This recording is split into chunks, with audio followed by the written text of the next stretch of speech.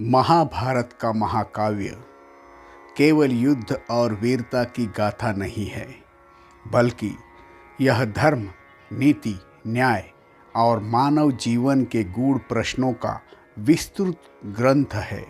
इस महाकाव्य में अनेक ऐसे पात्र हैं जिन्होंने युद्ध भूमि में शस्त्र नहीं उठाए, फिर भी उनका योगदान अत्यंत महत्वपूर्ण रहा है।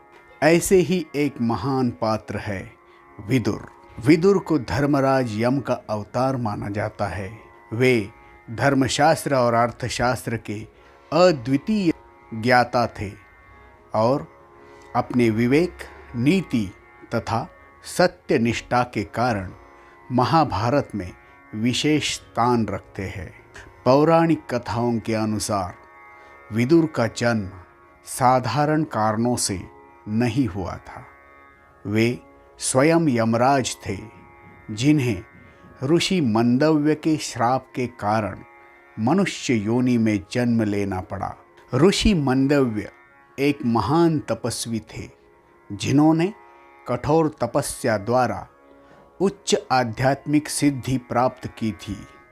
एक बार कुछ चोर उनके आश्रम के पास भागते हुए आए और ऋषि मंदव्य के आश्रम में छुपाकर चले गए। बाद में जब राजा के सैनिक चारों ओर खोज में आए तो उन्हें वही धन ऋषि मंदव्य के आश्रम में मिला। बिना पूरी जांच के सैनिकों ने ऋषि को ही दोषी मान लिया। राजा के आदेश से ऋषि मंदव्य को कठोर दंड दिया गया। उन्हें एक शूल पर चढ़ा दिया गया, परंतु अपनी तपस्या के बल से वे जीवित रहे। बाद में जब सत्य प्रकट हुआ तो राजा को अपनी भूल का गहरा पश्चाताप हुआ।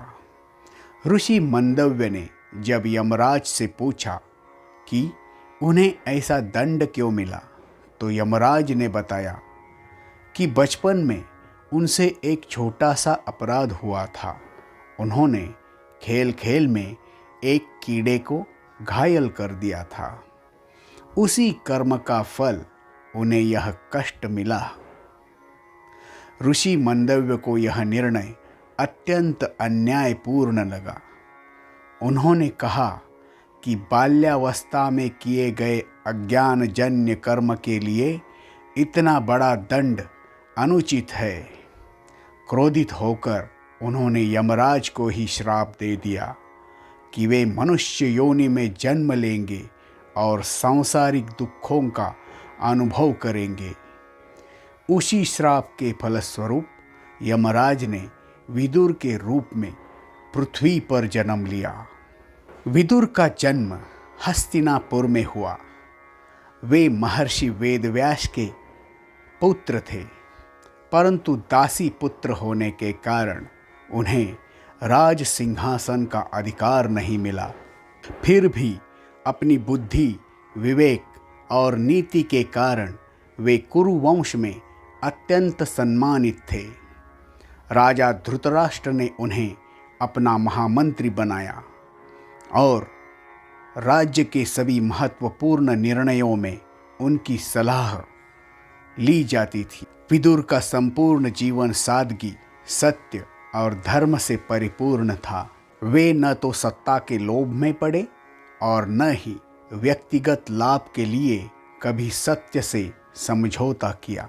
वे जानते थे कि धर्म का मार्ग कठिन अवश्य है, परंतु अंततः वही कल्याणकारी होता है। विदुर को धर्मशास्त्र और अर्थशास्त्र का महान ज्ञाता माना जाता है। महाभारत में वर्णित विदुर नीति आज भी नीति, प्रशासन और नैतिक जीवन का श्रेष्ठ उदाहरण मानी जाती है।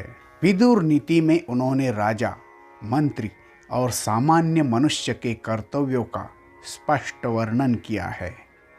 वे कहते थे, जो राजा न्याय से विमुख हो जाता है उसका राज्य शीघ्र नष्ट हो जाता है। क्रोध, लोभ और अहंकार मनुष्य के सबसे बड़े शत्रु है। जो व्यक्ति सत्य और धर्म के मार्ग पर चलता है वही वास्तव में सुखी होता है। विदुर ने धृतराष्ट्र को अनेक बार समझाया कि दुर्योधन का मार्ग अधर्म का मार्ग है और इससे कुल का विनाश निश्चित है।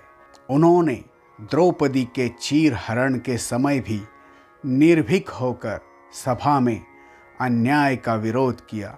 उस समय जब बड़े बड़े योद्धा मौन थे, विदुर ने ही धर्म की आवाज उठाई। जब विदुर ने देखा कि धृतराष्ट्र पुत्र मोह में अंधे होकर अन्याय को बढ़ावा दे रहे हैं और दुर्योधन किसी की सलाह नहीं मानता, तब उन्होंने हस्तिनापुर छोड़ दिया। वे जानते थे कि जहाँ अधर्म का शासन हो वहाँ धर्मात्मा व्यक्ति का रहना व्यर्थ है। वन में जाकर उन्होंने साधना और आत्मचिंतन का मार्ग अपनाया। विदुर का हृदय पांडवों के प्रति सदैव करुणा से भरा रहा। वे उन्हें समय समय पर गुप्त रूप से सहायता भी देते थे। लाक्षागृह की योजना का भेद भी विदुर ने ही पांडवों को बताया, जिससे उनका जीवन बच सका।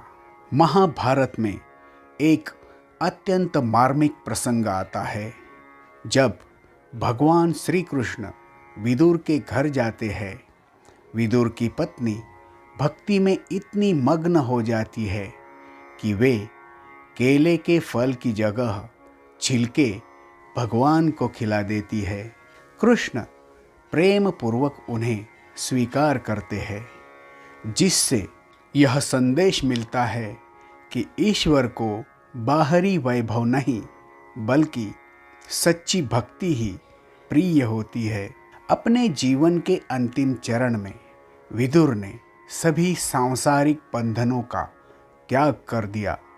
उन्होंने योग और ज्ञान के मार्ग से आत्म साक्षात्कार किया। कहा जाता है कि अंततः विदुर का तेज यमराज में विलीन हो गया और उन्हें अपने श्राप से मुक्ति मिली। विदुर का जीवन हमें यह सिखाता है कि जन्म पद या अधिकार से नहीं बल्कि गुण, धर्म और विवेक से मनुष्य महान बनता है।